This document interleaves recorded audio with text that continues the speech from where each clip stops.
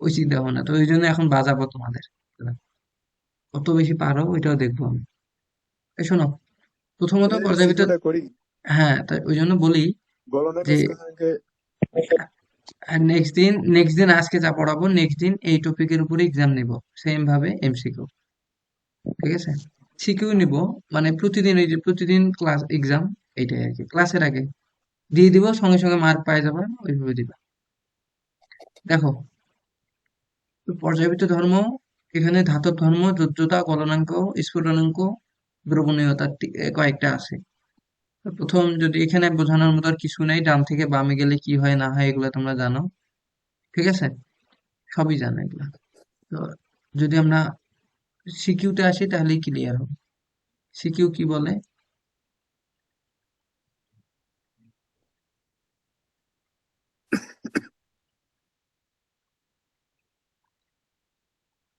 দেখো কি আছে, যে এ ও বি যথাক্রমে তৃতীয় ও চতুর্থ পর্যায়ের ক্ষার ধাতুর নাইট্রেট।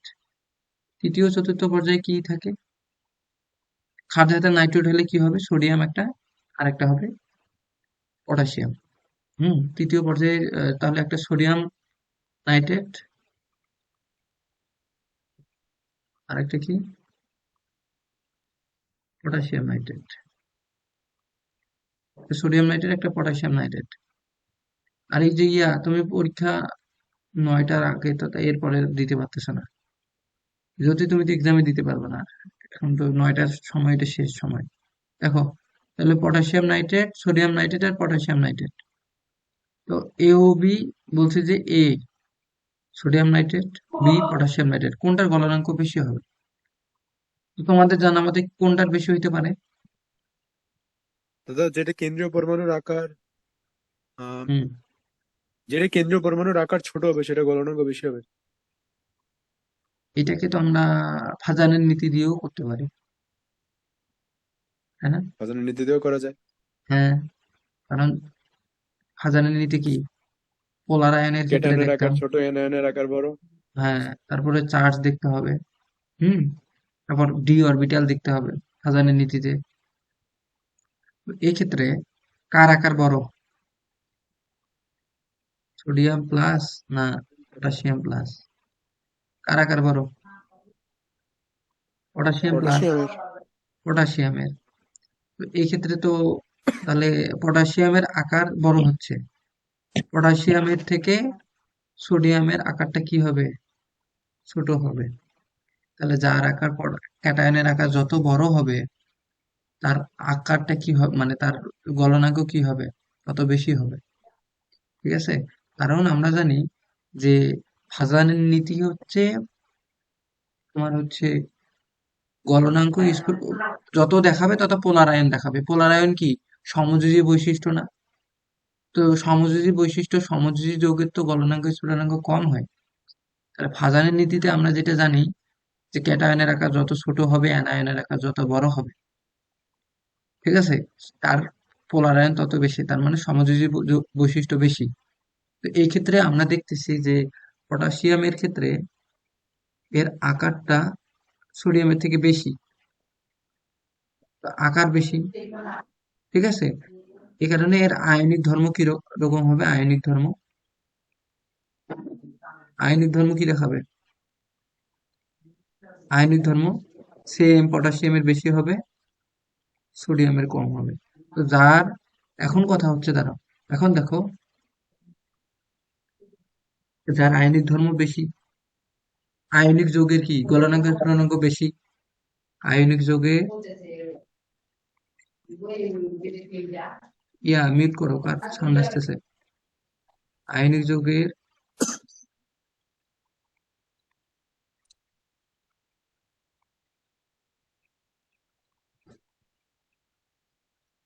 গলনাঙ্ক স্ফুটনাঙ্ক বেশি, তার মানে যেটা বেশি আয়নিক ধর্ম প্রদর্শন করবে তার কি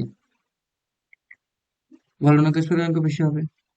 তাহলে সেক্ষেত্রে কার পটাশিয়াম নাইট্রেটের গলনাঙ্কটা বেশি হবে। বুঝা গেছে? কোনো প্রশ্ন থাকলে বলো। এইখান থেকে শেখার বিষয় কয়টা জিনিস, এখান থেকে তোমরা পোলার আয়ন দিয়ে চিন্তা করতে পারো, যে পোলার আয়নের জন্য আয়নিক যৌগের কিছুটা আয়নিক ধর্মের বিচ্যুতি দেখা যায়। কেন বিচ্যুতি দেখা যায়? কারণ পোলার আয়ন কি আয়নিক যৌগের ক্ষেত্রে কি সমযোজী বৈশিষ্ট্য। পোলার আয়নটা কি আয়নিক যৌগের সমযোজী বৈশিষ্ট্য। বুঝো নাই? মানে গলনাঙ্ক, স্ফুটনাঙ্ক ইত্যাদি কমে যায়।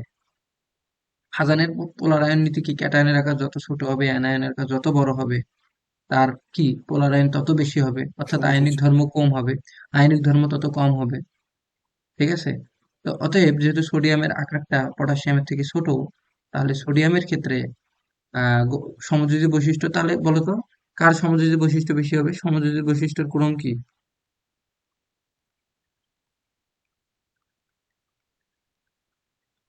বৈশিষ্ট্যের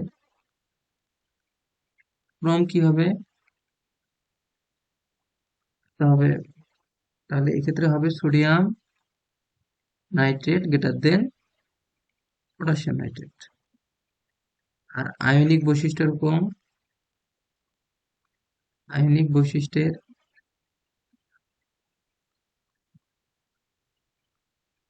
ক্রম potassium nitrate greater than sodium nitrate. তাহলে গলনাঙ্ক স্ফুটনাঙ্ক কি হবে এর ক্ষেত্রে? গলনাঙ্ক ও স্ফুটনাঙ্ক কি হবে? গলনাঙ্ক স্ফুটনাঙ্ক কি হবে সমযোজীর ক্ষেত্রে? কম হবে। আর এই ক্ষেত্রে গলনাঙ্ক স্ফুটনাঙ্ক হুম,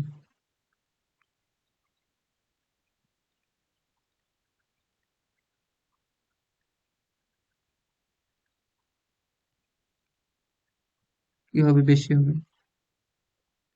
ক্লিয়ার না? বুঝতে পারছো? তাহলে ফাজানের নীতিটা জাস্ট একটু একটু দেখে নিও, লিখে দিতে হবে ফাজানের নীতি। লাগবে না? লাগবে? লিখে দিব ফাজানের নীতি।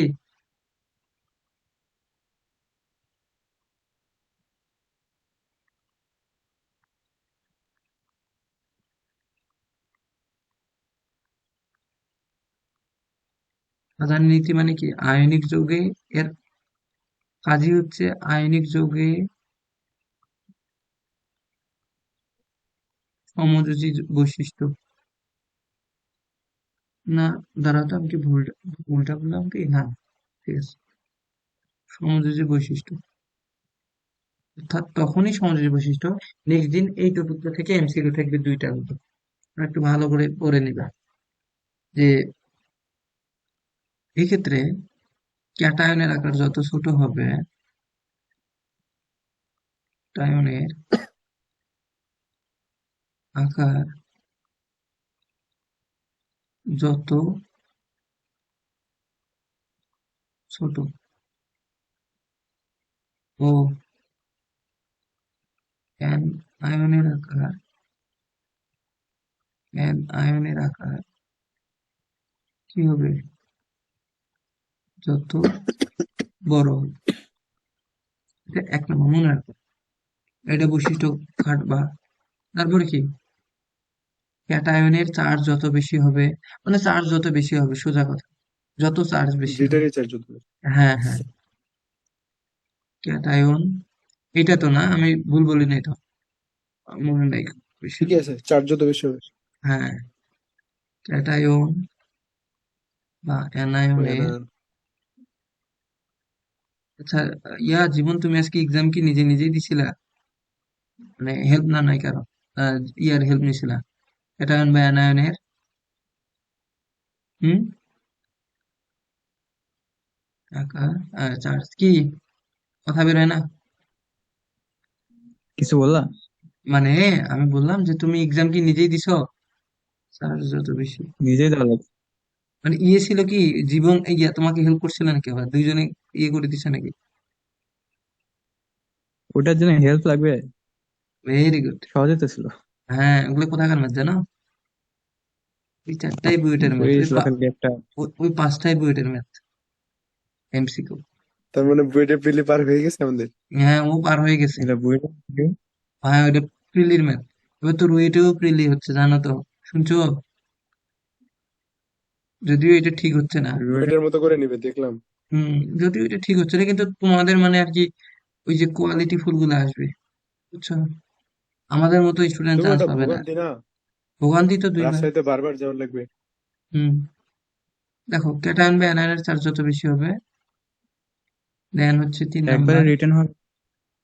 একবারই রিটার্ন হইলে ভালো হইতো, কিন্তু করতেছে কি করে। ক্যাটায়ন বা অ্যানায়ন এরা চাচ্ছে যে আমরা একটু উপরে উঠি, কারণ ভিসি ছিল না তো 1 বছর, এই জন্য রুইটার অবস্থা খুব বাজে হয়ে গেছিল বুঝখানে। এর রুইটারই প্রশ্ন কঠিন ছিল আগে, এখনো দেখবা প্রশ্ন ব্যাংক অনেক বড় প্রশ্ন ব্যাংক। দেখো, ক্যাটায়ন বা অ্যানায়নের চার্জ যত বেশি হবে, আরেকটা কি, উম, আচ্ছা, আরেকটা ডি অরবিটাল থাকে, হ্যাঁ, ডি অরবিটাল। আচ্ছা, এইটা পরে দেখবো আমরা, ডি অরবিটাল।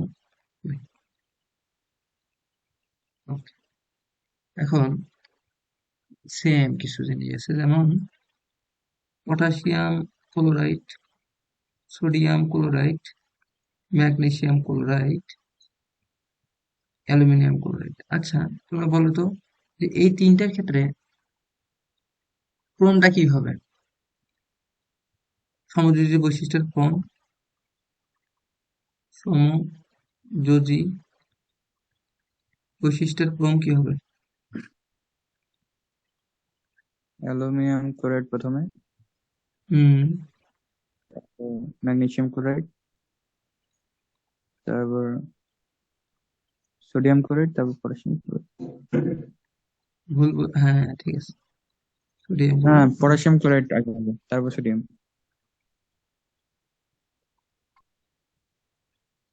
হুম। পটাশিয়াম বড়। হ্যাঁ, ঠিক আছে, আগেরটাই। পটাশিয়াম ক্লোরাইড সবার বড়। ঠিক আছে না, শেষে হবে না এটা? শেষে হবে। শেষে তাহলে হবে। বলো, গলনাঙ্ক গলনাঙ্কের ক্রম কি হবে? আচ্ছা, আয়নিক বৈশিষ্ট্য উল্টাটা, আয়নিক বৈশিষ্ট্য, তাহলে গলনাঙ্কের কি হবে? গলনাঙ্ক, স্ফুটনাঙ্ক। উল্টারা। হুম।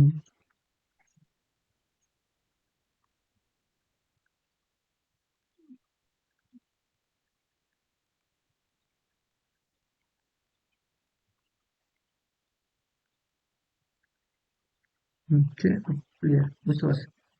তাহলে সেম ভাবে তোমরা এই অ্যান্সারটা করবা। এখন আসো এটাতে, বলছে যে উদ্দীপকের C D E F G বিন্দুর ক্রম পরিবর্তনের কারণ বিশ্লেষণ করো। গলনাঙ্ক দেওয়া আছে, দেখো, গলনাঙ্ক দেওয়া আছে। তৃতীয় পর্যায়, তাহলে তৃতীয় পর্যায়ের জন্য এগুলো কি কি? সোডিয়াম থেকে শুরু করে।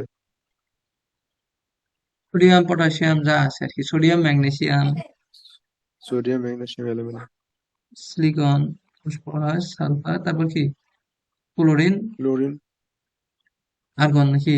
আর্গন বাদ। আচ্ছা, আমরা দিলাম আর্গনটা। কয়টা? 3 3 এ 6, আমার এখানে কয়টা আছে? 7টা। এখানে কয়টা? 3 আর 3 এ 6, আর্গন বাদ। ঠিক আছে, 7টা যেহেতু। এখন দেখো, বলছে যে এই যে এখানে কেন বক্ররেখা তৈরি হলো? কেন বক্ররেখা তৈরি হলো? এই যে বক্ররেখা কেন? এই ক্ষেত্রে কোন 2টা মৌল এখানে হচ্ছে, কোন 2টা এখানে বেশি করতেছে, মানে রোল প্লে করতেছে, যে হ্যাঁ, এই যে যেমন 2টার কারণে ফসফরাস, একটার কারণে কিন্তু নিচে চলে আসছে, ওটা কে? ফসফরাস। এটা ফসফরাস। 1 2 দ্বারা sodium, magnesium, aluminium, silicon, phosphorus. হ্যাঁ, ফসফরাসটা কি নিচে চলে আসলো কেন? কেন নিচে চলে আসলো এটা বলতে পারবা?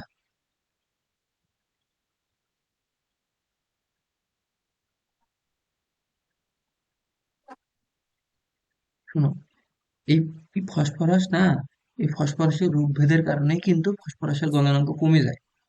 এর গলনাঙ্কে মানে সমযোজী বৈশিষ্ট্য প্রকাশ করে, মানে এটাতে দুর্বল ভ্যান ডার ওয়ালস বন্ধন থাকে।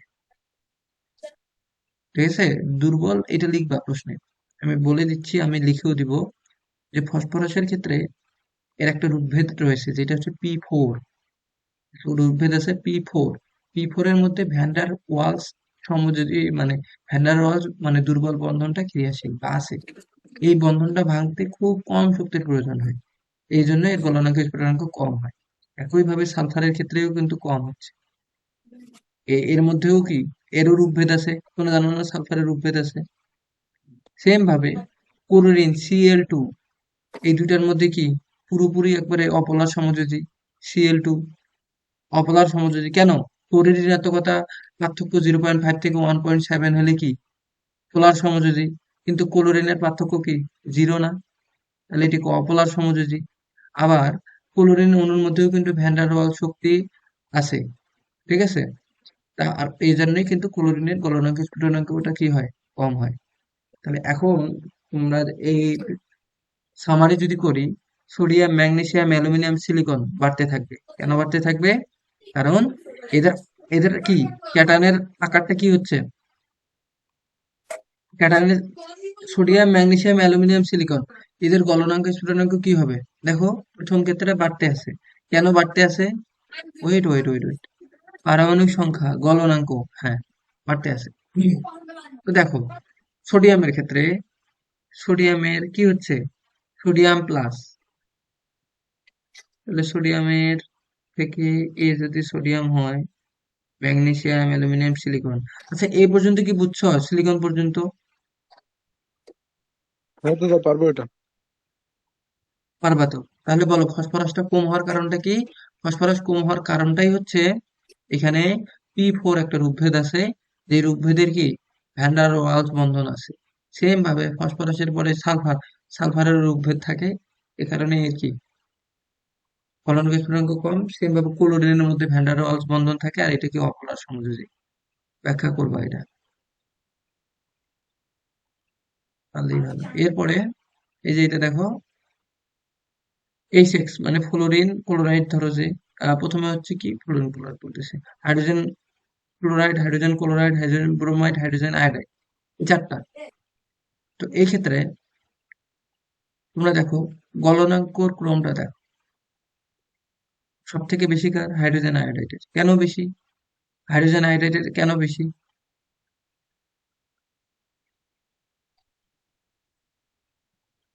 ওয়েট ওয়েট, হ্যাঁ হাইড্রোজেন আয়োডাইড, হাইড্রোজেন আয়োডাইড 1 2 3 4 5 2।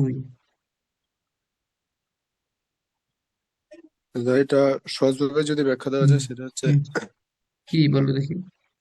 এখানেও ভ্যান ডার ওয়ালস বন্ধনই আসবে, বুঝছো? দেখো হাজানের এখানে নীতিটা দিয়ে তো দেওয়া যায়, অ্যানায়নের হাজার আকার যত বড় হাজানের হবে। হাজানের নীতি দিয়েও দিতে পারো, ভ্যান ডার ওয়ালস দিয়েও দিতে পারো। এক্ষেত্রে অ্যানায়নের আকারটা কি ক্লোরিনের কি সব থেকে কি হয়, ক্লোরিনের না আয়োডিনের সব থেকে বড়, তাই তো?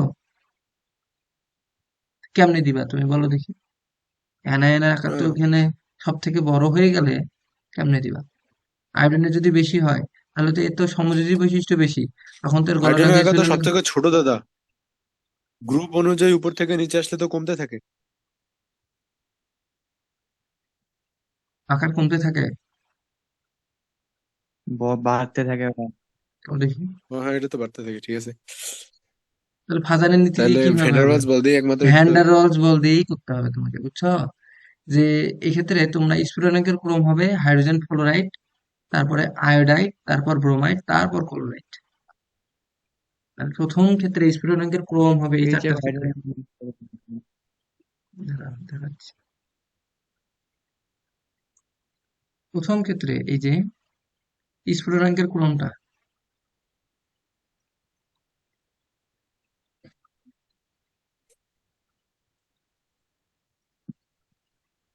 ক্রম হবে হাইড্রোজেন ফ্লোরাইড,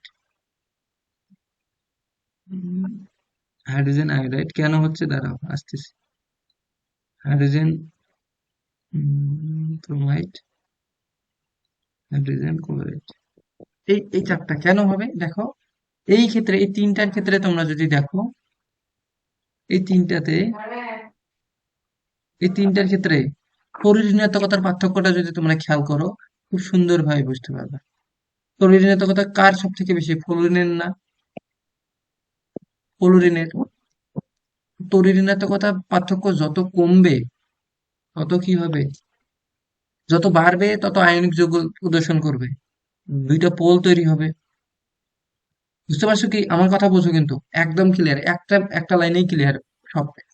এখানে যদি তোমরা পোলারিটি চিন্তা করো, দেখো হাইড্রোজেন ফ্লোরাইডের মধ্যে হাইড্রোজেন আর ফ্লোরিনের তড়িৎ পার্থক্য বাকি তিনটার থেকে সব থেকে বেশি। ওই ক্ষেত্রে হাইড্রোজেন ফ্লোরাইডটা কি আয়নিক বৈশিষ্ট্য বেশি হবে। তা আয়নিক বৈশিষ্ট্য বেশি হলেই ওর স্ফুটনাঙ্কটা বেশি হবে। বুঝতে পারছো? তো এখন তাহলে স্ফুটনাঙ্ক এটা বেশি হবে। তারপরে এই জন্য কিন্তু হাইড্রোজেন ফ্লোরাইডটা একদম উপরে থাকে। এরপরে বাকি তিনটা দেখো, আয়োডিন, ব্রোমিন, ক্লোরিন। এরপর একটা সিকুয়েন্স আছে, মানে তিনটাই fluorine, fluorine, chlorine, bromine, iodine, দেখো তিনটাই মিল আছে আকারের কারণে। যদি তোমরা দেখো আয়নের আকার বৃদ্ধি পাচ্ছে, তাহলে ওর কি স্ফুটনাঙ্ক সেই হিসেবে কি হাইড্রোজেন আয়োডাইডের ক্ষেত্রে তোমরা যদি ফাজানের নীতি দেখো হবে না। তাহলে আমরা কি দেখবো, ভ্যান ডার ওয়ালস। এই তিনটার মধ্যে যে বন্ধনটা থাকবে সেটা হচ্ছে দুর্বল প্রকৃতির ভ্যান ডার ওয়ালস। দুর্বল প্রকৃতির van der Waals,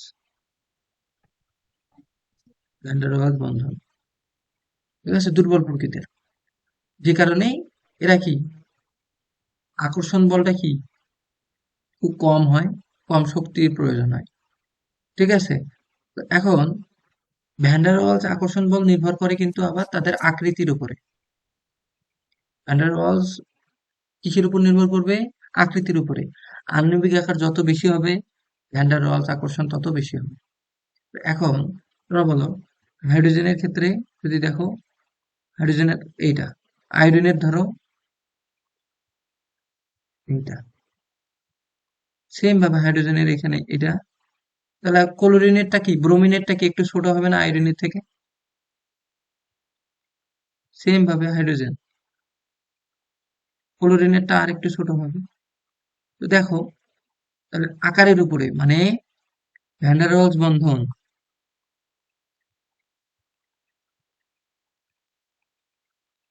van der Waals বন্ধনটা যদি বৃদ্ধি পাবে তখনই যখন আণবিক আকার বৃদ্ধি পাবে। আণবিক আকারটা কিভাবে বৃদ্ধি পাবে? তাহলে আণবিক আকার বৃদ্ধি পাচ্ছে, তাহলে ভ্যান ডার ওয়ালস বন্ধনও বৃদ্ধি পাবে। ঠিক আছে? তার মানে তখন কি স্ফুটনাঙ্কটা বেশি হবে, যার ফলে ক্লিয়ার এইটুক?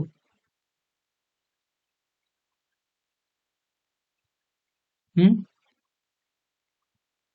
বেশি হবে। আচ্ছা, তাহলে দেখো আণবিক আকারের ক্রমটা কি এটা হবে। আণবিক আকার, আণবিক আকারের ক্রমটা এটা হবে। একইভাবে ভ্যান ডার ওয়ালস তাহলে ওই রকম, তাহলে স্ফুটনাঙ্কের ক্রম কি হবে? তাহলে স্ফুটনাঙ্কের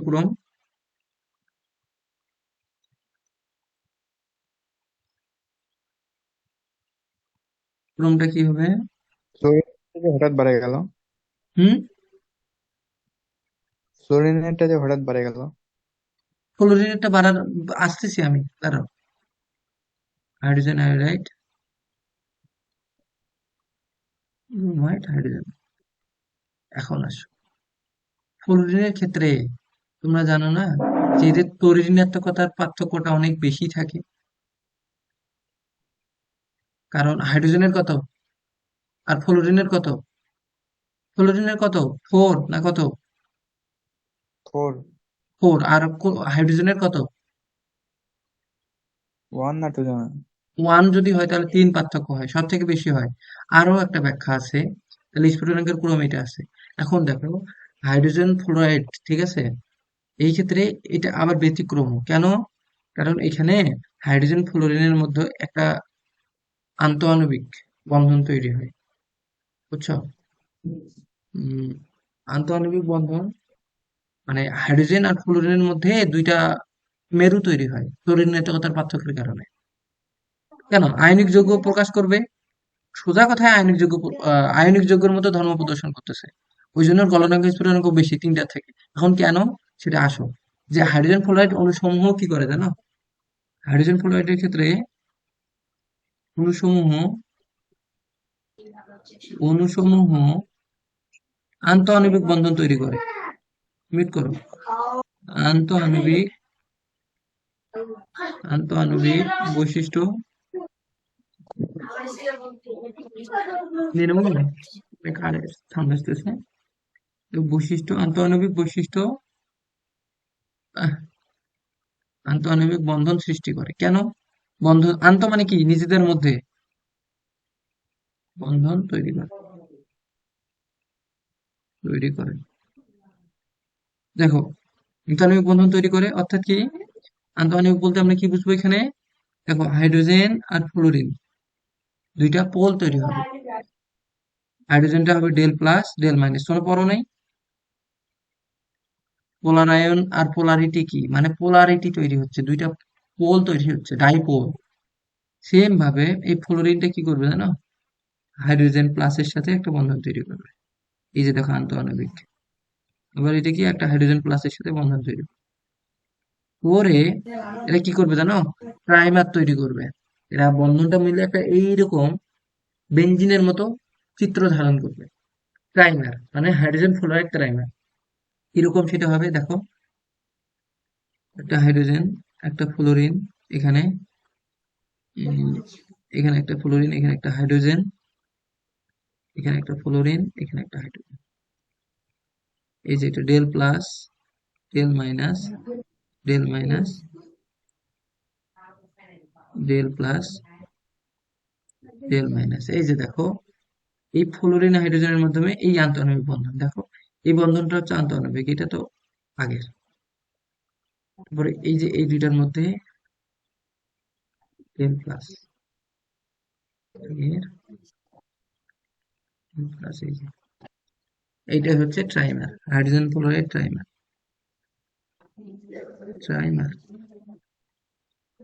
হাইড্রোজেন ফ্লোরাইড ট্রাইমার মানে এই, দেখো, এ মানে ফ্লোরিন কিন্তু ক্ষুদ্র, যার তড়িৎ তীব্র তড়িৎ ঋণাত্মক, যার ফলে হাইড্রোজেন ফ্লোরাইডটা কি এদের মধ্যে তৈরি হচ্ছে, যেটা কি এই বন্ধনটা, এই আন্তঃআণবিক বন্ধনটা, আন্তঃআণবিক বন্ধন, শুনে যদি পারো আমাকে বলে দিবা, ভ্যান ডার ওয়ালস অপেক্ষা বেশি হবে। বন্ধন যে শক্তিটা মানে আকর্ষণ শক্তিটা, এটা কি ভ্যান ডার ওয়ালস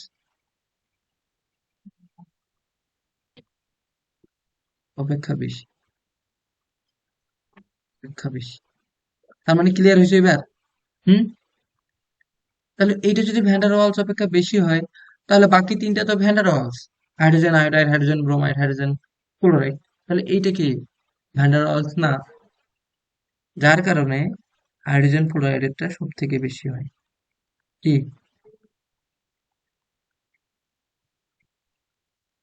তা না বলে আমি বুঝবো কি? কি করে? যদি বুঝছি। যদি প্রশ্ন করি যদি, তাহলে তোমাকে, তুমি তো বুঝছো না কি?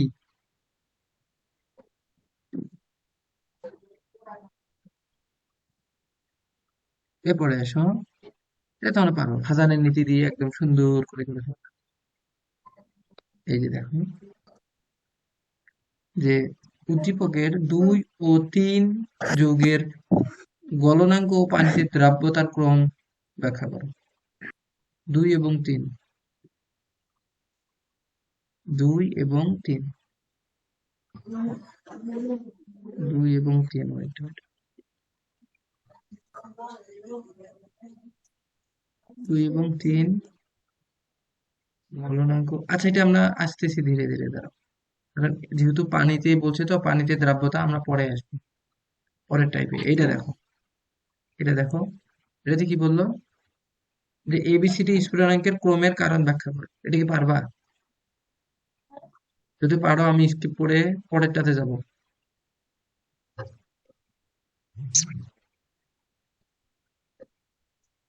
এটা তো আবার ওই আগেরটার মতোই, H2, অক্সিজেন সালফার আছে। হাইড্রোজেন বন্ড দেখাবে H2, যার জন্য হুম। এটার স্ফুটনাঙ্কটা বেশি হবে। হুম। হাইড্রোজেন সালফার কি দেখাবে? হাইড্রোজেন সালফাইড কিছু দেখাবেন না। এই কিছু হ্যাঁ, দেখাবে না। হাইড্রোজেন সালফার কিছু দেখাবে না। হাইড্রোজেন সালফার কি দেখাইতে পারে বলো?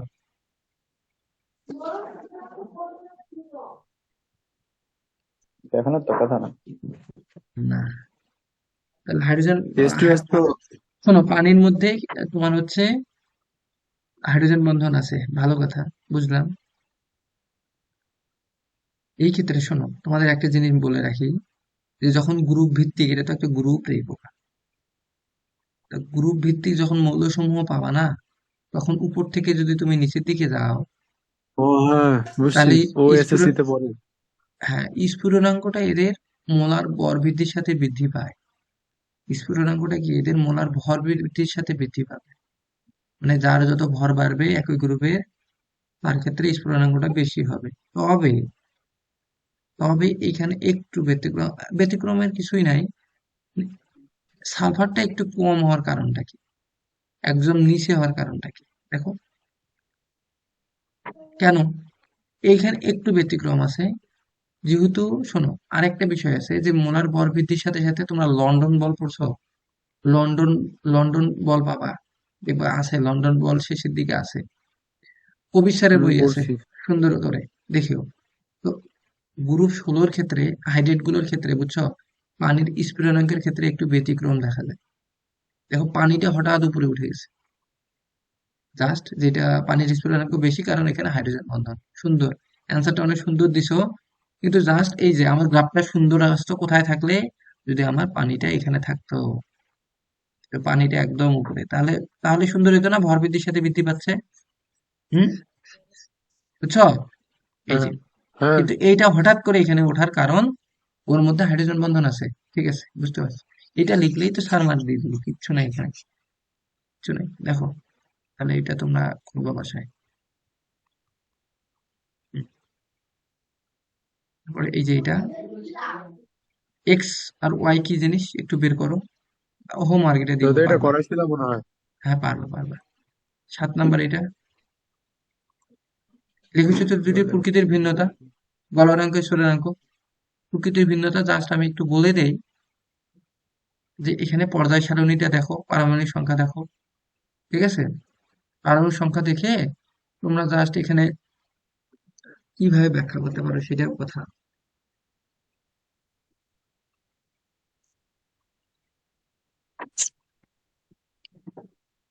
শোনো, এখানে ধাতু আর অধাতু আছে, দেখো, এ থেকে বি,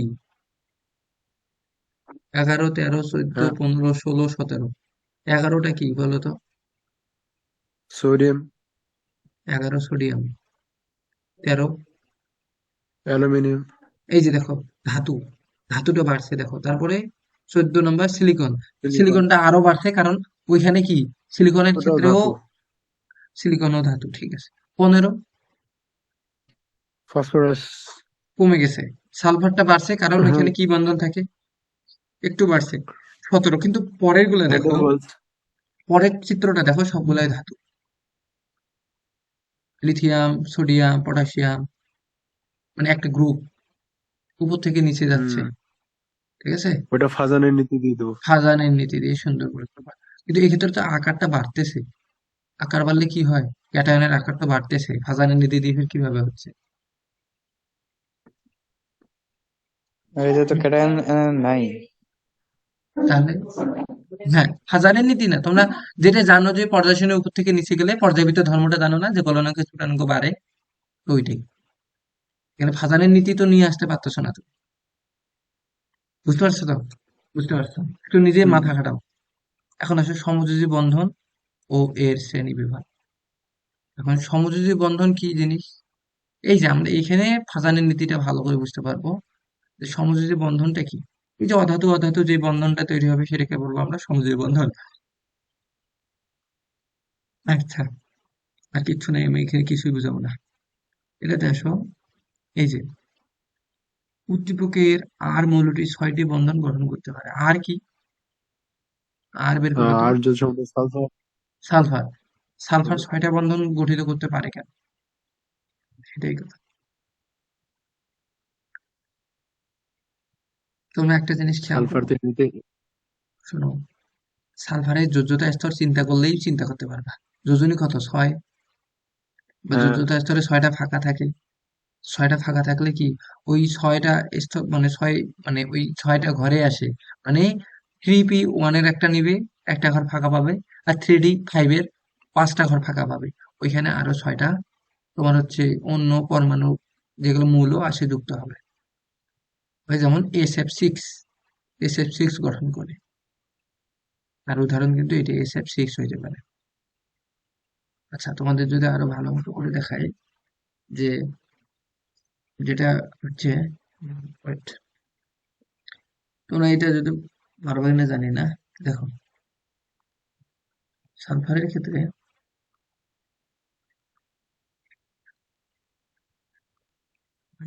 একটু বলে দিই।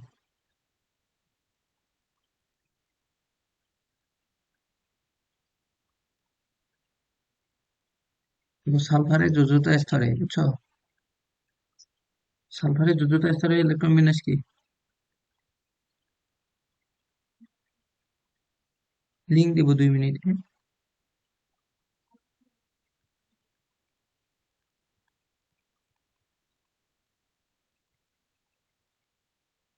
ইলেকট্রন বিন্যাস কি? 1s2, 2s2, 2p6, 3s2, 3p কি হয়?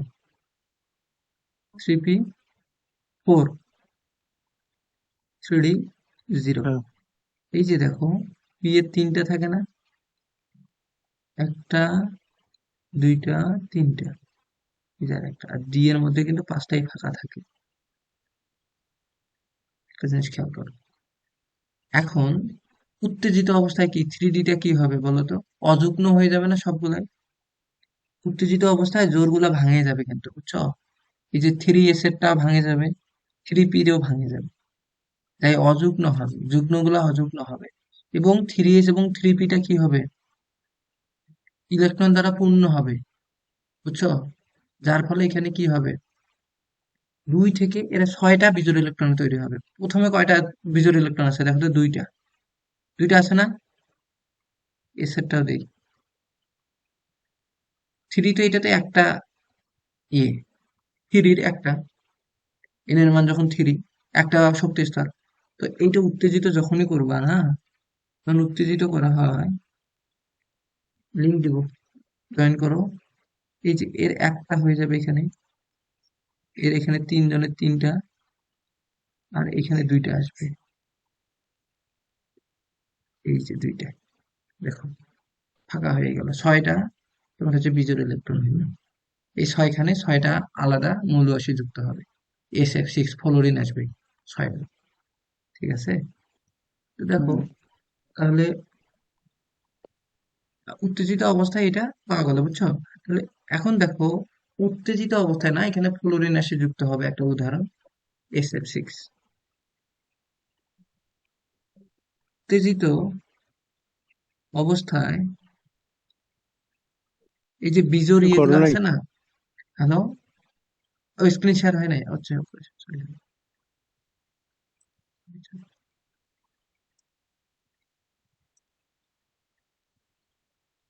দেখো, উত্তেজিত অবস্থায় 6টা একযোজি পরমাণু, সেটা ফ্লোরিন হোক আর যাই হোক, আমাদের হচ্ছে এটা কি আসবে এটা আমাদের জানার বিষয় না। কোনো উদাহরণ হিসেবে আমরা এখানে ফ্লোরিন নিব বা আলাদা কিছু হইতে পারে, কিন্তু ফ্লোরিনটা আমরা সবসময় বইয়েও পড়ছি। উত্তেজিত অবস্থায় সর্বোচ্চ 6টি, কারণ এখানে তো 6টা অযুগ্ম কি আছে? বিজোড় ইলেকট্রন। সর্বোচ্চ 6টি কি আসবে? একযোজি পরমাণু যুক্ত হবে। একযোজি পরমাণু যুক্ত হবে, যুক্ত হবে। ওকে, 6টা যদি একযোজি পরমাণু যুক্ত হয়, তাহলে আমাদের এইটা আকার পড়ে যাচ্ছে, পরে পাচ্ছি আমরা এখানে একটা 3p, এটা 3 6 উত্তেজিত অবস্থা। এখানে যুক্ত হয়ে কি হবে? ওগুলো জোর হয়ে যাবে। তো তখন এইরকম হবে দেখতে, বুঝছো? 6টা ফ্লোরিন চলে আসবে। SF6 রাসায়নিক সংকেত এটা হবে।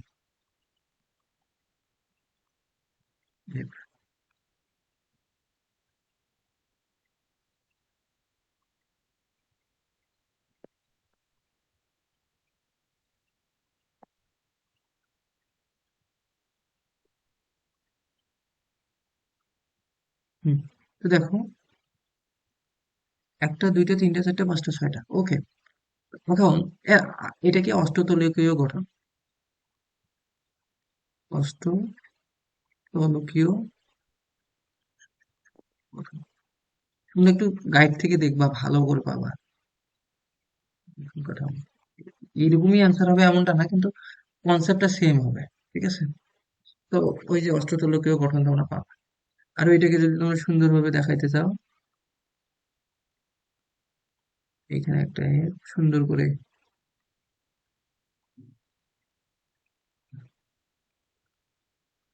এই যে এরকম করে এখানে একটা ফ্লোরিন থাকবে, উপরে নিচে একটা ফ্লোরিন। একটু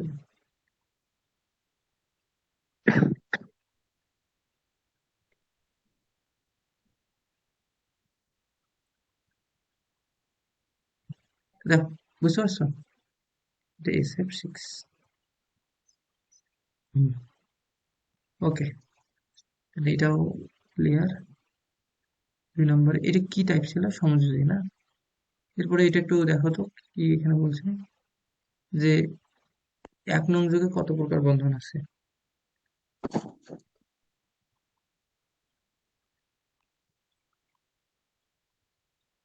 দাদা এটা পারবো।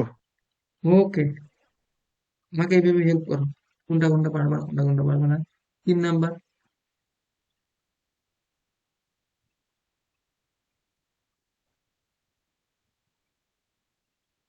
X Y Z.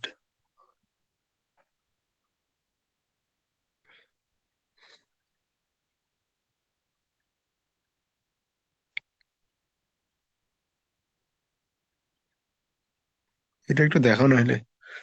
ওকে, X Y Y X4 Z।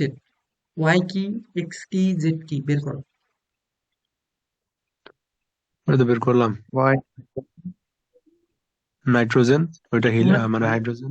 তোমরা যত এগুলা খুব দ্রুত বের করতে পারবে এক্সামে, যত কারেক্ট ভাবে বের করতে পারবা, তত প্রশ্ন এটা আনসার ঠিক করতে পারবে। তোমার। তাহলে যৌগটা কি হচ্ছে বলো তো?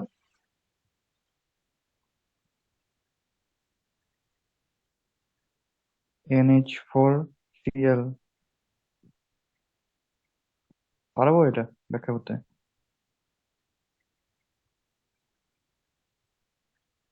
পারবা? অ্যামোনিয়াম ক্লোরাইড এটা। যৌগটা কি সেটা বলো আগে। Ammonium chloride. Very good. আর কি লাগে? হয়ে তো গেছে। অ্যামোনিয়াম ক্লোরাইড হ্যাঁ বুঝছো তো? বুঝছি। অ্যামোনিয়াম ক্লোরাইড, আর তো কিছু লাগে না। হুম। একই ক্ষেত্রে যৌগে বিদ্যমান বন্ধন সমূহ কি কি বন্ধন বলো দেখি? সমযোজী আছে, সন্নিবেশ আছে, আর কি আছে? আয়নিক আছে। আয়নিক আছে, তিনটাই আছে। কনফিউশন রাখা যাবে না, তিনটা বন্ধনই আছে। কারণ এই যে অ্যামোনিয়া, এই যে NH4, ঠিক আছে? হ্যাঁ, আছে আছে আছে। NH3-র সাথে হাইড্রোজেন কি সন্নিবেশ বন্ধন। আয়নিক বন্ধন কি? আয়নিক বন্ধন কোনটার মধ্যে তৈরি হয়েছে? হুম, অ্যামোনিয়াম ক্লোরাইডের মধ্যে, তাই না? এটার মধ্যে আয়নিক অ্যামোনিয়াম বন্ধন। Plus chlorine minus. হ্যাঁ, ক্লোরিন মাইনাস, এটাতে আয়নিক বন্ধন। আর সমযোজী বন্ধন কার মধ্যে তৈরি হয়েছে বলো দেখি? সমযোজী নাইট্রোজেন আর হাইড্রোজেনের মধ্যে। Nitrogen, hydrogen. Very good.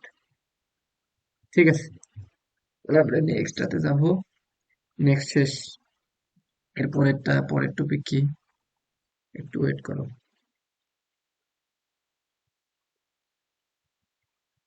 একটু।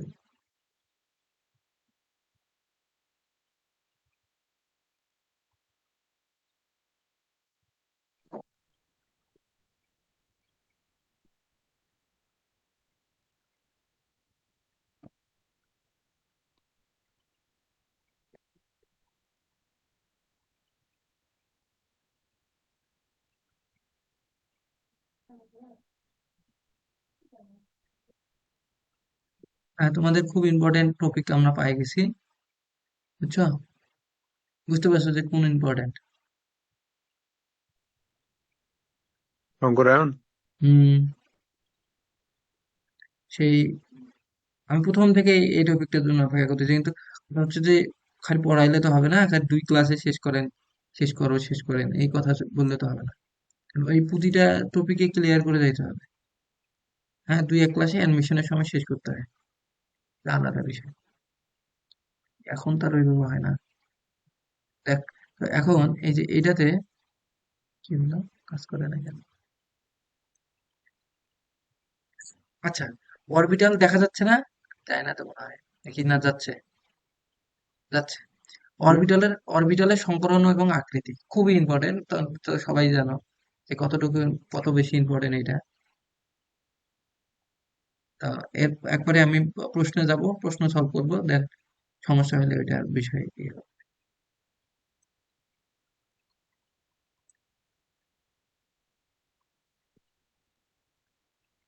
বলছে যে QH4 যৌগের জ্যামিতিক আকৃতি সংকলনের মাধ্যমে ব্যাখ্যা পারবা মনে হয়। QH4 কি? কিউ কি? কার্বন। মানে এটার নাম কি তখন, মিথেন নাকি? হ্যাঁ, মিথেনের সংকলন কত? মিথেনের ক্ষেত্রে sp3, sp3 এটা কিভাবে বের করবা? সিগমা বন্ড CH4, প্লাস মুক্ত ওকে, জোড় প্লাস ইলেকট্রন থাকবে। মুক্ত করে দিচ্ছেন। এটা দিয়ে, তাই তো? এভাবে তো বের করতে পারো। একক বন্ধন দেখে sp3 4টা, সিগমা বন্ধন 4টা, হয়ে গেল। আর আলাদাভাবে কিভাবে নির্ণয় করা যায়? হাফ এম সূত্র, প্লাস ভি। হ্যাঁ, সূত্র দিয়ে বলো, সূত্রটা বলো। Half M M, plus V then তারপর কি? মাইনাস, আর ব্র্যাকেটের ভিতরে দাও ক্যাটায়ন অ্যানায়ন, মানে প্লাস মাইনাস। এই তো এই বোকামিটা এই জন্য তো করো। মাইনাস দাও। শুনে, কিচ্ছু না, দেওয়ার দরকার এখানটা নাই, আমি অন্য টেকনিক অ্যাপ্লাই করি। কিচ্ছু দেওয়ার দরকার নাই। প্লাস থাকলে মাইনাস দিবা, মাইনাস থাকলে প্লাস দিবা, ঠিক আছে? এখানে যদি প্লাস থাকতো, তোমরা যদি +1 থাকতো, এখানে -1 দিবা। ওইখানে যদি -1 মানে থাকে, তো এখানটা যেটা করি ওটা হচ্ছে +1 দিবা। বুঝছো? যেটা দেওয়া থাকবে তার বিপরীতটা বসাবা। তো কার্বনের ক্ষেত্রে সর্বশেষ শক্তি স্তর কয়টা? 4টা। আর একযোজী পরমাণু 4টায় 2 দ্বারা ভাগ, 4, মানে sp3। হ্যাঁ, এর আকৃতিটা কি হবে? হুম, এর আকৃতি কি চতুস্থলকীয়। পড়ছো? চতুস্থলকীয়, ঠিক আছে, চতুস্থল ভালো, ভেরি গুড। ওরে কি হচ্ছে এটা?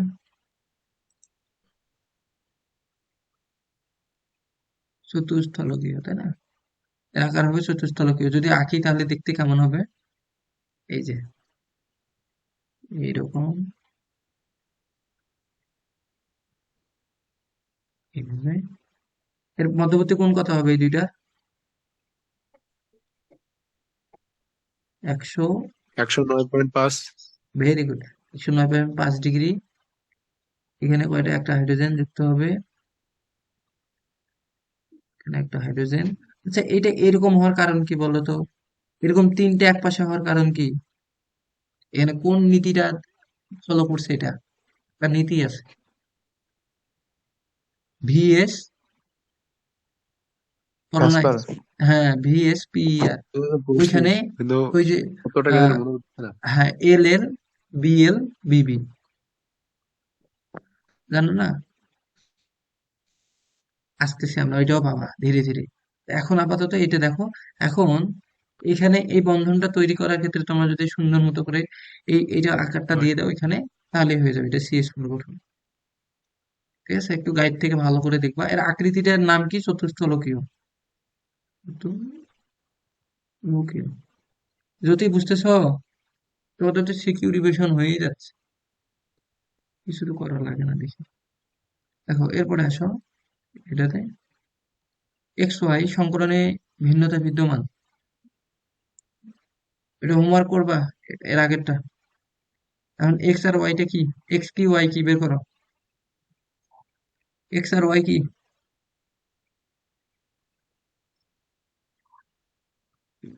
বি, F3 না, এফ। এক্স হচ্ছে, বোরন। বোরন আর হ্যাঁ, কার্বন। না না, ভুল বললা, ভালো করে দেখো। বোরন নিতে হবে তো। বোরন আর ফ্লোরিন, হ্যাঁ, ও হ্যাঁ, 14 নাই, মধ্যে 15 আছে। ঠিক আছে? বোরন আর নাইট্রোজেন না। ফ্লোরিন। হ্যাঁ, বোরন আর নাইট্রোজেন হবে। হ্যাঁ, বোরন আর নাইট্রোজেন, হ্যাঁ। তো এখানে XB3, তাই না? হ্যাঁ, XB3, বি হচ্ছে ফ্লোরিন, হ্যাঁ, তাহলে কি হচ্ছে এটা? বি হচ্ছে ফ্লোরিন, আর এক্স কি? বোরন। ব্রোমিন, বোরন, হ্যাঁ, তাহলে বিএফ BF3, থ্রি। একটা BF3 আর একটা কি? আর একটা হচ্ছে তোমার কোথায়, ও, পি, হ্যাঁ। পিএস থ্রি, পিএস হুম। থ্রি, পিএস থ্রি, না, না, হয়নি। সরি, এনএস থ্রি, এ- অ্যামোনিয়া। হ্যাঁ, ওয়াই দেওয়া আছে দেখিনি। NH3, একটা অ্যামোনিয়া আর একটা হচ্ছে বোরন ফ্লোরাইড। এই দুইটার আগে তোমরা সংকরণ বের করো। সংকরণ ওই যে সূত্র দিয়ে বের করবা। যোজ্যতা স্তরে কয়টা আছে, একযোজী পরমাণু কয়টা, প্লাস মাইনাস, প্লাস থাকলে মাইনাস, মাইনাস থাকলে প্লাস, এটা করে ফেলবা। আমার এইটা কিন্তু চাই না এখন পারবো। সংকরণের ভিন্ন। এখন সংকরের ভিন্নতা কেন, কেন ভিন্নতা সেটা তো একটু ব্যাখ্যা করা দরকার। ভিন্নতা কি, কেন?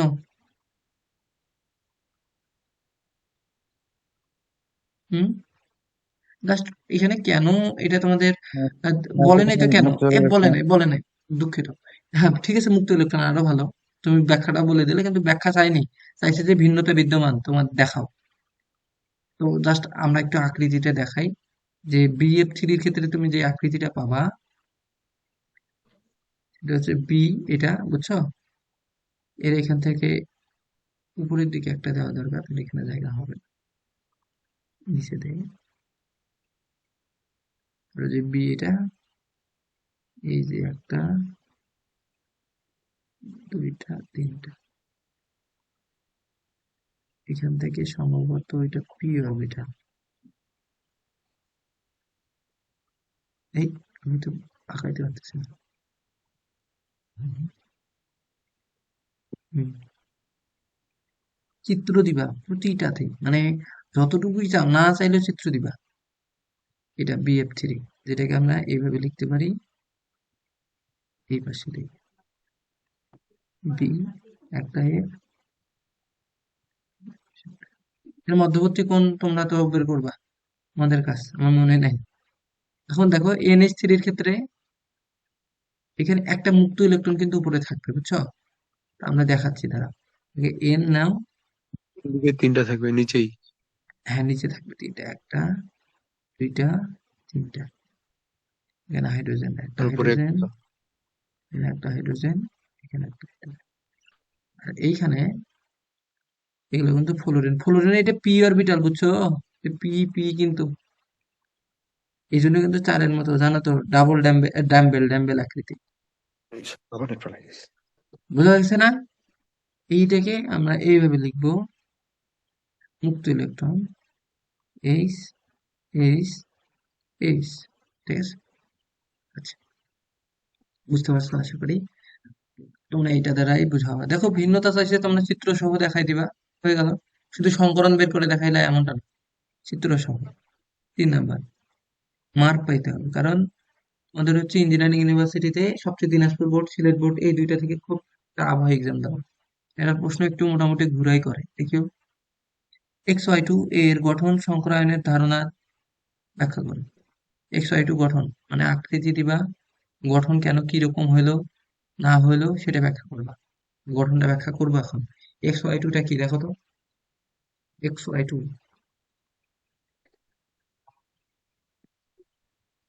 XY2 কি, বের করো।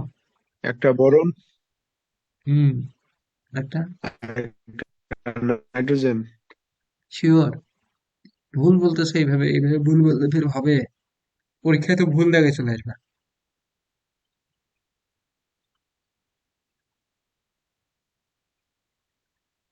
তাহলে দেখি, এই যদি তুমি খালি কি, তাতে ইউটিউবে ক্লাস করো, আমি তো বারবার বলি, চুপচাপ করে খালি ক্লাস করে না কি করে, বসে থাকে। বলো জ্যোতি। দাদা অভ্যাস হয়ে গেছে, মেন্টালি অ্যান্সার দিই ওইটা মুখ দিয়ে বের হয়। হ্যাঁ, হ্যাঁ, হ্যাঁ, কি বললা? মানে ওইভাবে ক্লাস কার করতে মধ্যে করতে হচ্ছে পুরা? অভ্যাস হয়ে গেছে। অভ্যাস হয়ে গেছে না চুপ করে থাকতে থাকতে?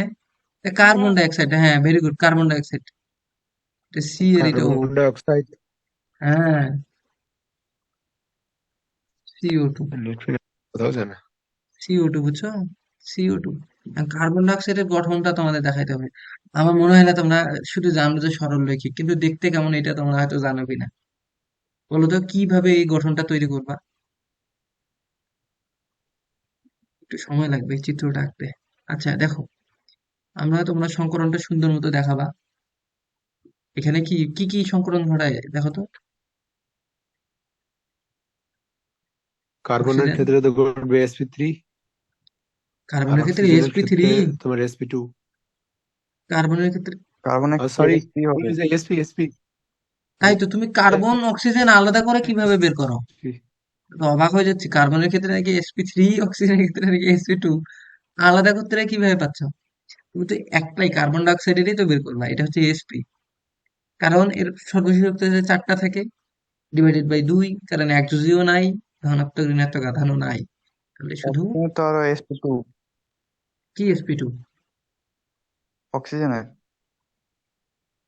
আমরা অক্সিজেনের দরকার নাই তো, আমাদের কার্বন ডাই অক্সাইডের লাগবে। ওটা বলছে? ওটা XY2 এর গঠন সংকরণের ধারণা ব্যাখ্যা করো। করণ সংক্রায়নের থেকে। ধারণা। তো দেখো CO2 মানে কার্বন ডাই অক্সাইডের অণুর গঠন। অণুর গঠন, কার্বন ডাই অক্সাইডের অণুর গঠন কি জানো? একটা হচ্ছে কি কার্বন। তোমরা যেটা বলছো ঠিক আছে, তোমরা ভুল বলো না। কার্বনের কি কি কার্বনের কি? sp। হ্যাঁ, এবং অক্সিজেনের কি? sp2, তাই তো? হ্যাঁ, ঠিক আছে, দিলাম, ভালো কথা।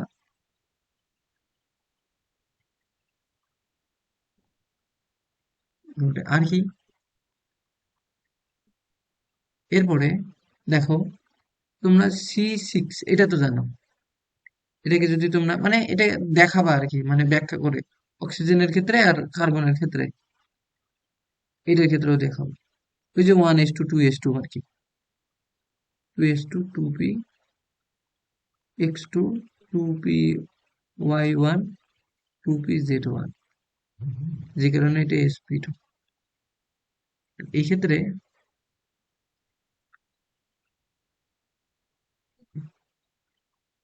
1:2s1, 2px1, 2py1, 2pz1। হুম, আচ্ছা এটা। তো এই ক্ষেত্রে কি sp বের করে এইভাবে দেখাই যাবে। এরপরে আসো গঠনটা। তাহলে কার্বন ডাই অক্সাইডের কি পাচ্ছি? কার্বন ডাই অক্সাইড ডিরেক্ট আমরা তো গঠন করলাম, এখন কার্বন ডাই অক্সাইডের কি হবে? sp। কিভাবে sp? তার মানে এটা হবে সরল রৈখিক। সরল রৈখিক, কিরকম সরল রৈখিক? এই যে অক্সিজেন, অক্সিজেন। এখন আসো এই গঠনটা দেখাবো। কার্বন, ধরো যে কার্বনের সর্বশেষ শক্তি স্তরে কি? কার্বনের কয়টা থাকে? পি থাকে না, এক্স ওয়াই দুইটা। জেড। এক্স ওয়াই জেড মানে 3টা পি থাকতেছে দেখো। তার মানে তোমরা যেটা করবা,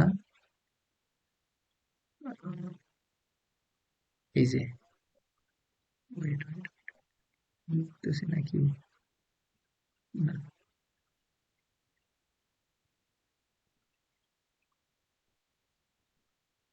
এই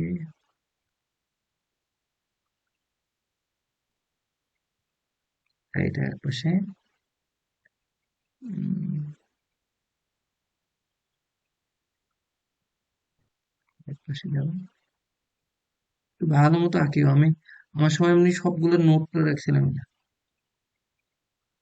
হচ্ছে না, পারতেছি না। হুম, বেশ একটা, এই বেশ একটা দাও। এটা কার্বন দেখো মাঝখানে। কার্বনের দেখো পি দাদা যেহেতু এবার আগে 3টা। হ্যাঁ, বলো। আগে লাইন টানো। আচ্ছা, তোমরা তোমরা যেভাবে করিও করিও, xyz। বুঝছো? তোমরা যেভাবে মানে তুমি বলতেছো যে এইভাবে করতে এক্স অক্ষ বরাবর একটা, ওয়াই অক্ষ বরাবর একটা, এইভাবে না, হ্যাঁ, এইভাবে চাচ্ছ, মানে তাহলে এইভাবে। জিনিসটা 3D ডাইমেনশনালি কিন্তু চিন্তা করা যায়। আচ্ছা ঠিক আছে, এইভাবে করতে চাচ্ছ। এখন যদি তুমি এটাকে এইভাবে এই পাশে না নেই আমরা, বা এটাকে এই পাশে নেই, আর একটাকে জেড অক্ষরটাকে এই পাশে নেই, হ্যাঁ, এটাকে এই পাশে কি থাকবে, অক্সিজেন। অক্সিজেনের ক্ষেত্রে কয়টা পি দেখো তো, দুইটা। এই ক্ষেত্রে যদি অক্সিজেন হয়, এক্ষেত্রে দুইটা। তাহলে এই যে অক্সিজেন, এই যে একটা, দেখো এটা কি বন্ধন, এই যে এখানে একটা বন্ধন তৈরি করছে, সিগমা। আর একটা উপরের দিকে। এখন আবার এই পাশে আরেকটা অক্সিজেন,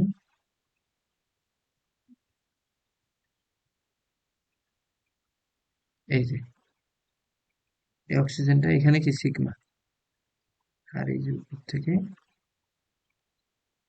তোমরা সুন্দর করে আঁকি, এই যে, এই যে দেখো পাশাপাশি বন্ধন তৈরি হবে, এই যে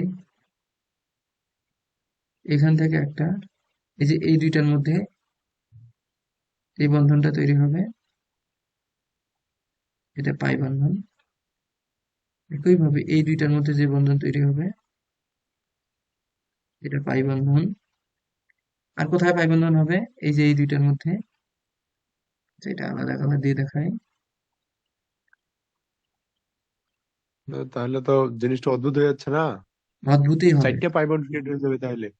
না না, দাঁড়াও, এটা তো তোমরা এক পাশে হিসাব করবে, আমি তো দেখাচ্ছি শুধু পাই বন্ধন। এই শোনো, তোমার হচ্ছে কয়টা পাই বন্ধন, তাই এখানে দুইটা পাই বন্ধন, তোমাদের নিয়ম, নিয়ম মতে আসার কথা তাই না, দুইটা।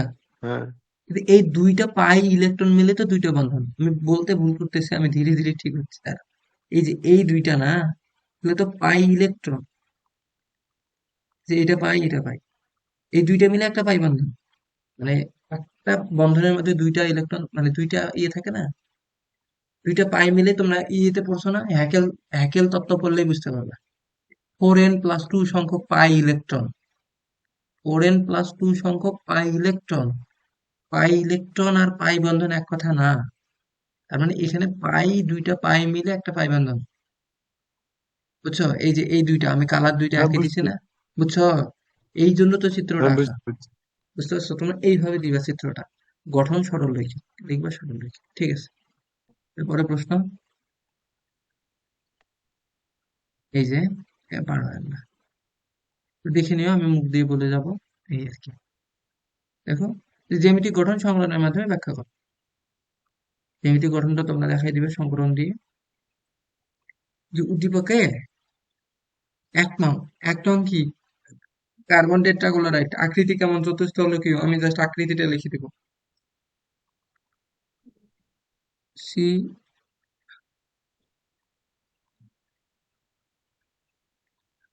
সময় যাচ্ছে কেন,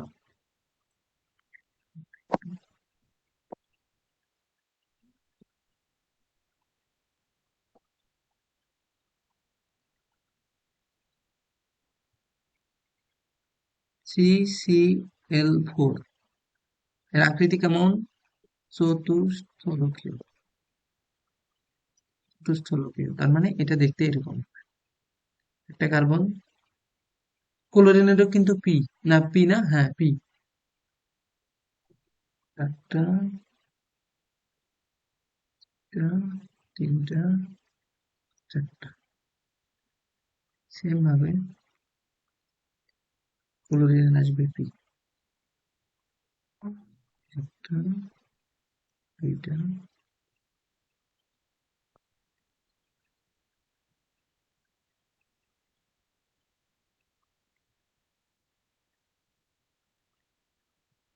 বোঝা গেছে না, এই চারটা ক্লোরিন, CCl4 চতুস্থলকীয়। যদি ইয়ে দিয়ে দেখাও, বন্ধন দিয়ে, CCl, Cl,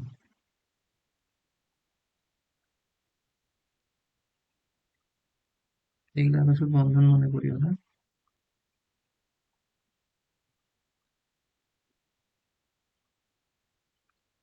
এই যে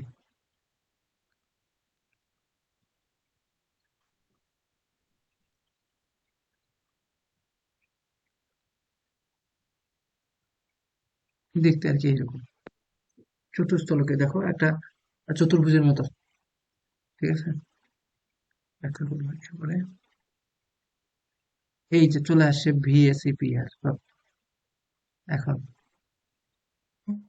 যে দুইটার বন্ধন কোণের ভিন্নতার কারণ ব্যাখ্যা করো। দুইটার বন্ধন কোণের ভিন্নতার কারণ ব্যাখ্যা করতে পারবা? দুইটা কি কি আগে সেটা বের করো তো। এই দুইটা জিনিস কি কি?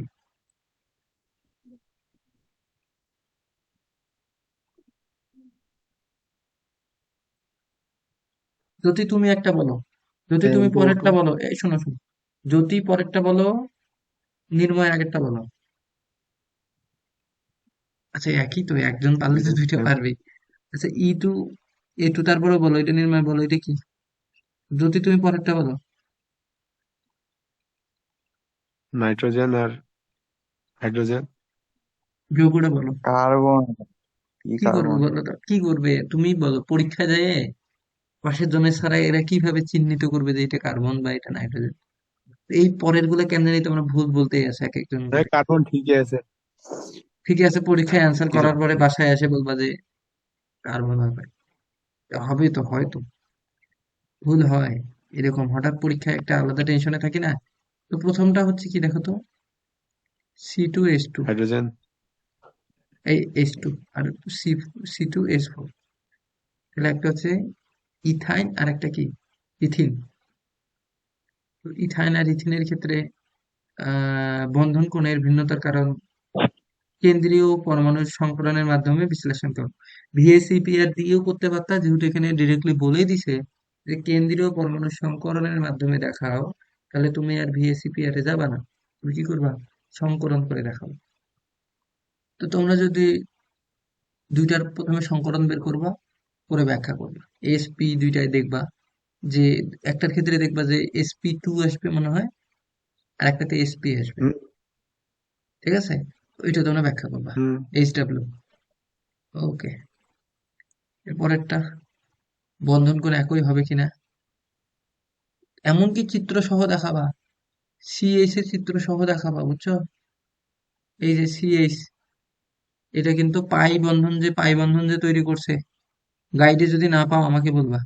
এই যে সি আর এইচ, এরা যে একটা পাই বন্ধন তৈরি করবে এইভাবে, নাহলে বইয়ে পাবা, বের করবা, চিত্র দিবা মাস্ট পরীক্ষায়, নাহলে মার্ক কাটবে এক করে। কেমিস্ট্রিতে তো মার্ক কাটে, ম্যাথ তো আর না এটা। 3 দিয়ে দিলে তখন কি করবা, চিত্র আলাদা একটা মার্কের সুবিধা দিবে। এই যে এদের বন্ধন কোণ একই হবে কি, বন্ধন কোণ একটা কি, NF4 মনে হয়, YK3, দেখো তো ঠিক আছে কিনা,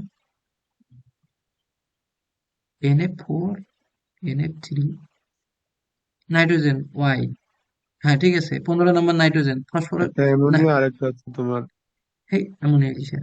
ক্লোরিন আসতো এটাতে না। তোমার তো এগুলো তো ভালোই দুর্বলতা আছে নির্ময়। দেখো তো, এটা 2 নম্বরে কি, এই যে 2 নং, এটা কি নাইট্রোজেন হবে না? আর এটা ক্লোরিন, এটা হবে নাইট্রোজেন, এটা হবে ক্লোরিন। তো এটা ফ্লোরিনই তো। নিচেরটা কি, 17 নম্বরে, ও হ্যাঁ এলটা 17 নম্বরে ক্লোরিন। ফ্লোরিন। এলটা নিচেরটা, এল কি হচ্ছে তাহলে, এল এটা তাহলে জেড, জেড হচ্ছে ওয়াই কি, Y N. Y N three. L এর নিচে যেটা আছে ক্লোরিনের যেটা যেটা হবে সেটা, ক্লোরিনের পরে কি আছে, ফ্লোরিন হবে, ফ্লোরিন আর ক্লোরিন দুইটা, এটা হবে ক্লোরিন, এটা হবে ক্লোরিন, আর এটা হবে নাইট্রোজেন। তাহলে একটা হবে NF3, আর একটা হবে NCl3, বুঝতে পারছো? দুইটার বন্ধন কোণ, এটা NF3 এর বন্ধন কোণ নিবা, NCl3 এর বন্ধন কোণ নিবা, একই তো হবে। নিয়ে ব্যাখ্যা করবে, পারবা না? পারবা, এইটাও পারবা। এটা এটা বের করো। জাস্ট আমি তোমাদের এখন বের করা হয়তো কঠিন হবে, তোমরা বাসায় প্র্যাকটিস করো, নেক্সট দিন ঠিক হয়ে যাবে।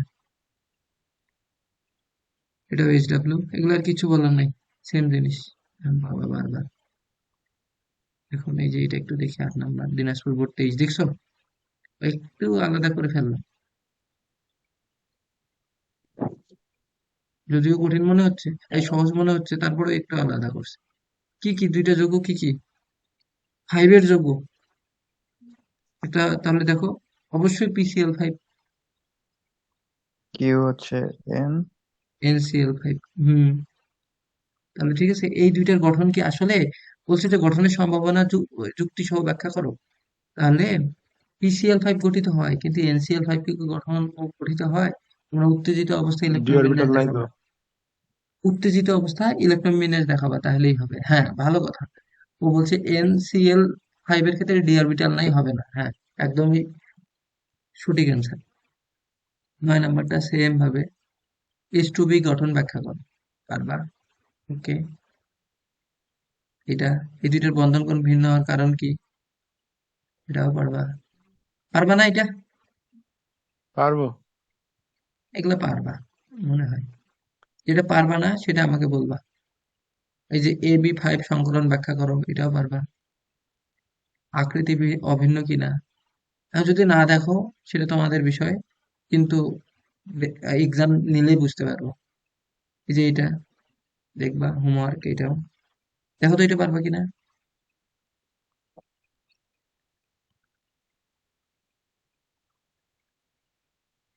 আগে বলো ইয়া, যদি তুমি বলো 2 নং মৌলটা কি, 2 নং যৌগটা কি?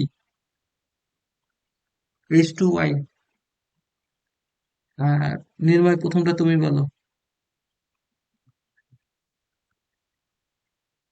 এটা হচ্ছে তোমার নাইট্রোজেন অ্যামিন, মানে অ্যামোনিয়া, NH3। NH3। পরেরটা বলো যদি।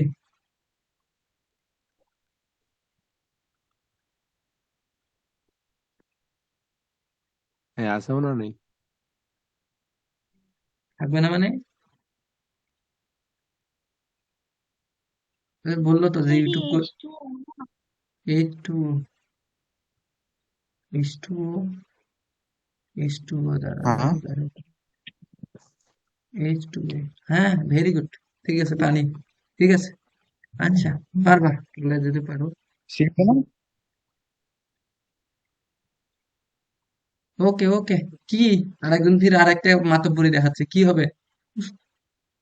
ক্লাস হয় এইচ রেকর্ড টু এখন। সি H2C কেমনে? সি।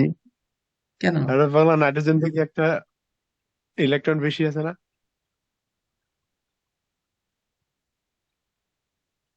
হ্যাঁ, H2Y টা দেখো তো, 2N এর মান 2 নাও, N এর মান 2 নাও, এখানে কি আলাদা প্রশ্ন আসছে? N এর মান 2 নিলে কি ওটা কার্বন না? ও, NP4 আছে, আসলে তো, হ্যাঁ, 2SRS হয়, কার্বন না, আসলে তো। ও, 1s2 আছে যে, তাহলে তো সামনে যে সামনে 1s2 টু আছে। আছে না? হ্যাঁ, 1s2 আছে, হ্যাঁ হ্যাঁ, ঠিক আছে, অক্সিজেন, ঠিক আছে, ঠিক আছে, ও সহজেই বের করছে। ধন্যবাদ। এখানে টু হিসাব করতে লাগবে না। হ্যাঁ হ্যাঁ হ্যাঁ, সামনে 1s2 আমরা দুজনই টু ধরি নাই। যেহেতু আছে। না, ঠিক আছে, ও ভালো ভালো, ভেরি গুড। অনেক ভালো, ঠিক আছে।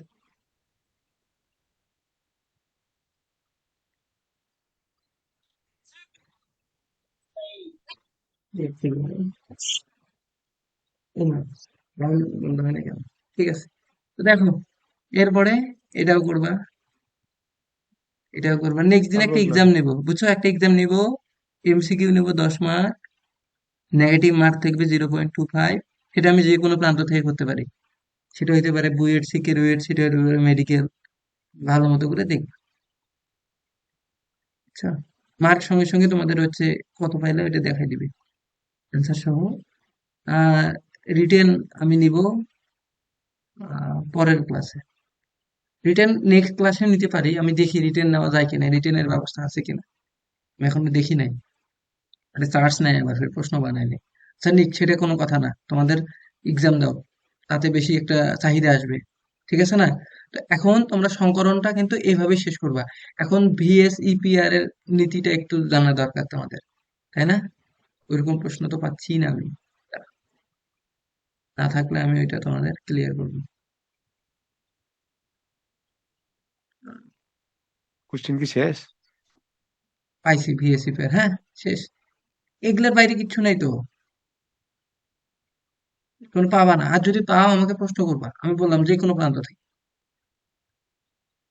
এখন দেখো এই যে আমরা কোন প্রশ্নের ক্ষেত্রে ভিএসইপিআর পাইতে পারি, ধরো এটা একটা প্রশ্ন আমি এরকম নয় দেখলাম।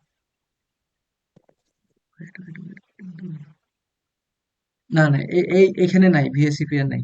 শোনো, ভিএসইপিআর পরেরটাতে পাবো। যা বইটাও এখনই শেষ করবো। আর একটা লিঙ্ক দিচ্ছি, একটু অ্যাড হোক।